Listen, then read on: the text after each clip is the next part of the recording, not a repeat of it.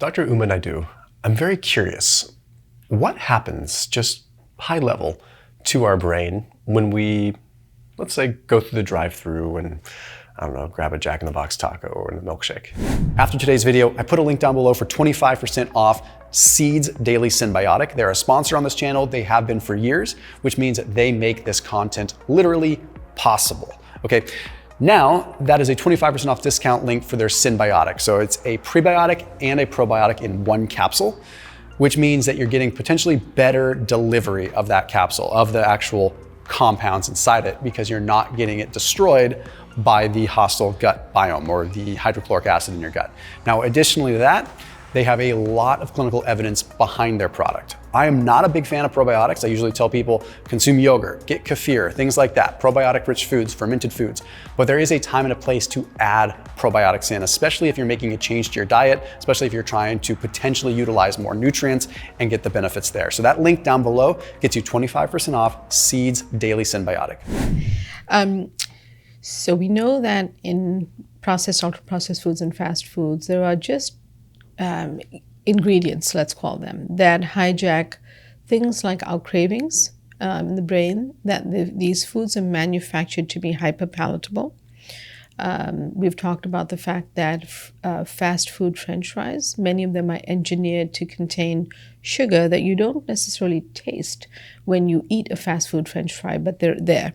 And they are there to trick our brain and to make them super tasty, that you want the biggest size, you want to go back for more. And when you buy the biggest size, you eat that. We know that from animal studies that when you consume sugar, and I'm speaking now about candy bars or sugar in these processed, ultra-processed foods, that these tap into the dopamine reward pathways similar to street drugs like cocaine. So when people, I don't ever dismiss someone when they say, I really feel I have a sugar addiction. I think that there is a way in which sugar can be very hard for people to manage if they're eating a lot of it and they can't step back from it. Bags of candy or whatever it is that are sort of their main sort of snack food, I would say. When you tap into things like the dopamine reward pathways, you are really you signaling to the brain that there's something you need. And just like someone becomes unable to do with a hit of cocaine, in a similar way, a person will reach for candy, or that sometimes it's a sugary sweetened coffee with lots of toppings on it. That's their sort of so-called fix for the day, because they look for that a couple of times. Unfortunately, over time, that level of sugar impacts neurons, and you on neuroimaging studies will actually see some shrinkage. So it shouldn't be the predominant way that we eat. And I think the other thing we have to be aware of is the psychology of eating, because when we are constantly running after our cravings and trying to catch them, we're never going to catch up. So unless we figure out a way to step back or change sets or pause for a moment to figure out what's going on in our body and brain, we're going to continue along that path. Now, I mean, flipping that on its head, there's things that can positively impact the brain. Yes. So some of these foods that might actually make us more calm. And yeah. I remember the saying, a calm brain is a fast brain. Mm-hmm. Like yes. When your brain is calm and you're not, when you're not anxious and you're able to, like, when you're calm, you're able to make quicker decisions and be, be nimble, and focus better. Yeah. And I'm sure that even impacts our food selection, right? Like if we're anxious, I know me, like when I'm anxious, I want to grab junk food. Like I don't know if it's soothing or if it's convenient or if my brain is just in survival and it's just available? I think it's all of those, actually. I think that's well said, because I think it's all of that. So, that I review tons of different foods in the book. But one of the things, I like people to have things at their fingertips. So I came up with CALM or CALMS. And the C is for some of the nutrients, not all of them. Choline, which you get from eggs, super important for things like anxiety, but choline you can also get from things like legumes and plant-based sources. Also vitamin C, hugely important, especially for the absorption of any iron that is a plant-based form of iron. And that brings me to the third C, which is extra dark natural chocolate, which is actually really good for anxiety, and a very good large study done using extra dark natural chocolate that showed an improvement in depression as well. And we know that depression and anxiety really they often run together. So important to know. So those are the three C's. Now, I like to tell people to have a piece of dark chocolate with a piece of clementine, for example, or a slice of orange, because vitamin C helps the absorption of plant-based iron in the chocolate, because extra dark chocolate has a good amount, in fact, the largest amount of plant-based iron, different from heme iron, which is in, say, red meats. So that's A, that's the C. A is for those antioxidants and anti-inflammatory foods that we talked about. Really those colorful kaleidoscope of color of all of the plant foods and fruit that you can think of that add those nutrients and bioactives to your brain. L, believe it or not, is for liquids. So lean into liquids. And by liquids, I'm really talking about either calming tea or water as being your main point of hydration, because when you're dehydrated, you can present with anxiety or even panic. And dehydration is also associated with a low mood. So very, very important to add those in. M is for more omegas. And I like to mention omega-3 fats because they're super important for management of anxiety and mood. But we also know them to be pretty healthy fat that people can consume. Not so much, you can certainly take the supplement, but you can eat wild-caught salmon. You can have plant-based sources, but they absorb less efficiently from the short-chain omega in chia seeds or flax seeds. And then the S for calms is spices, because many people ignore spices and herbs. And there are several,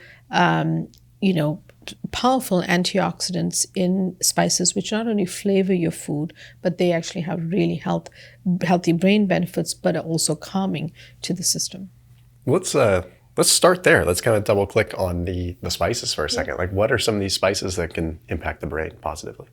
So turmeric with a pinch of black pepper. If you haven't tried turmeric or you don't cook with it, add it to a soup, a tea, a smoothie. The piperine in black pepper activates the curcumin in turmeric by about 2,000%. So it's an easy hack that's worth doing. Cayenne pepper, or basically capsaicin from cayenne pepper, is helpful for anxiety. It adds certainly a kick and spice to your food. Things like peppermint, parsley, thyme, Mexican oregano actually have an antioxidant called luteolin, which has been shown to help brain fog. So there's a wide variety of spices that you can use that have powerful effects. Ginger, extremely healing, anti-inflammatory and antioxidant properties, and saffron. Even though we don't cook with a lot of saffron, this is one of the places that I suggest people can get a supplement, because the studies of saffron showed a significant improvement in mood and anxiety, but they were supplemental because they used higher doses. So it's not the kind of dose you should cook with saffron if you'd like it, but you're not going to get that level from your food. So that's a good idea to find a supplement. Yeah, I've seen a lot of kind of emerging research on saffron and sleep too, which is pretty fascinating. That's true. Yes, saffron and sleep as well. The liquid thing I find really interesting. So there's a link between dehydration and anxiousness. I didn't know that. So how does that even mechanistically work? When we are dehydrated, we basically not taking in enough water. So we're not talking coffee, which can be dehydrating. We're not talking soda, totally different product. We really just need body for multiple biochemical reactions in the body. At the cellular level, at the mitochondrial level, we need water. When we are short of water, you basically cannot conduct those reactions that can be calming, things like the way that our muscles work, the way that certain micronutrients enter or leave cells. Part of those reactions include water. So when we are dehydrated, a lot of that can't happen. Also, just our circulatory system. And when we are dehydrated, that, you can, if you've ever had or seen someone, maybe a friend who's had maybe one too many glasses of wine the night before or too many alcoholic beverages, they often will talk about something called hangxiety, and part of that is in fact partly a hangover, but also comes from the dehydration. People don't realize that. So I think it's just a simple thing that, be sipping on water like you're doing. Make sure that you are getting enough water during your day. And the other beverage that I like to suggest for people are calming teas that often are overlooked. Things like passion flower tea, lavender tea. Many people associate lavender with more of a spa experience and a scent, but actually you can make a lavender tea that's really delicious and very, very calming to the nervous system. Can we offset some of the negative effects of, say, I don't know, a not so good meal? Could I go get some fast food and then say, okay, you know what, like my brain feels really foggy? Are there things that you can kind of eat as sort of a almost damage control, things that can, any particular antioxidants or anything like that can maybe help override that? I know it's not going to override everything, but it's like, what can people keep in their back pocket where they're like, okay, I screwed up. Now the brain fog is here. I'm starting to feel anxious. I'm starting to feel like, what's the kill switch, if there is one? Right. In my clinical work, what I often will say to people is, look, you've had that meal, live with it, get over it, have your healthy kaleidoscope salad and your healthy fats at your next meal. Because in that moment, you could do things like have a peppermint tea because it has luteolin in it. It might give you more of an uplifting feeling. It may give you a little bit of energy. It may even make you think clearly for a second or two, but often it doesn't. It may or may not work that rapidly. I want people to think more, look, I had fast foods today because I was in the airport. When I get home, today or tomorrow, I'm going to resume, my healthier eating pattern. So, and I'll tell you why. I feel like we know that regretting a meal actually impacts the biochemistry of the food as well. So I feel as though that doesn't help us in the long term. You might feel a little bit bad, but maybe you can think, look, I'm going to have a healthy snack. After the say you grab that for lunch, I'm going to have my healthy snacks and I'm going to have a great dinner. And I'm maybe going to go, unless you exercise every day, which some people do, maybe I'll do 20 minutes on the treadmill today, or take a walk with my dog, or do something like that. I feel that psychology is really important, because what I see in my patients is that when they get set off by something that they ate, or they had too much at a certain holiday meal, or they drank too much at the office party, it's kind of a spiral of regret that happens, and it's hard to catch that. So I'll often just counsel them about, look, let's just be inclusive here. You did that? It's okay. What do we do next? More polyphenols, more omegas. What are you going to bring into your next meal? Yeah, sort of stop the fixation on it and work towards the integration. The solution and integration, yeah. What are, when you talk about like antioxidant-rich foods that impact the brain, what would you say your 5 go-tos are? So one being spices, because many people don't even realize they have those powerful properties. The spices we mentioned and more. Another one is just the colorful plant foods. So think about every single color you can think of. Challenge yourself with eating different vegetables. Once you haven't tried different flavors, different textures, from purple cauliflower to purple potatoes, very, very different products, but hugely impactful. A third one could be, antioxidant-rich teas, things like green tea. The EGCG and the L-theanine, very powerful. And in fact, it's often a solution for people who are looking for that, kind of that afternoon slump where, I need a candy bar, I need a fancy chocolate a fancy coffee drink with chocolate in it or something, but you can actually try green tea, which could be very good. My fourth one would probably be something like the healthy fats. So the types of olive oil and what they contain can be super.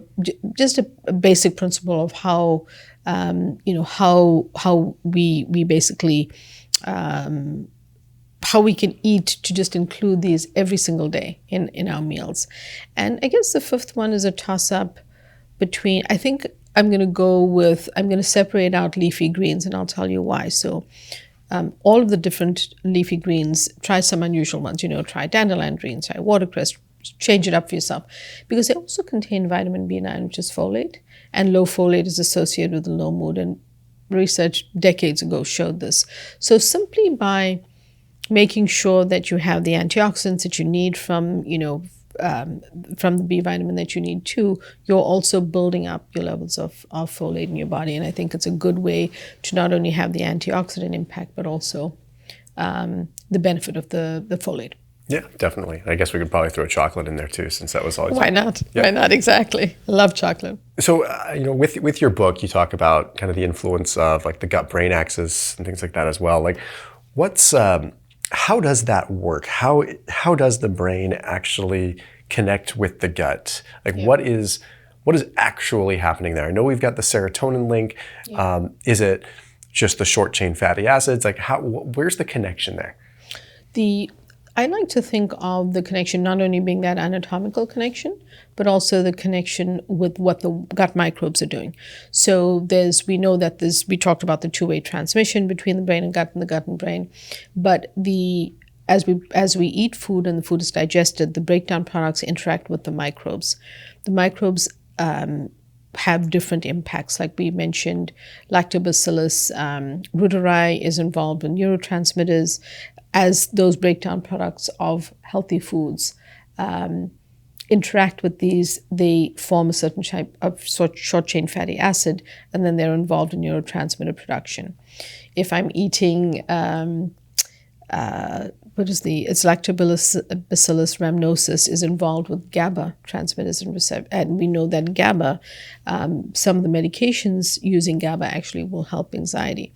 So these bacilli interact with the food and then help with the production, or I guess they intervene with GABA and help things like anxiety.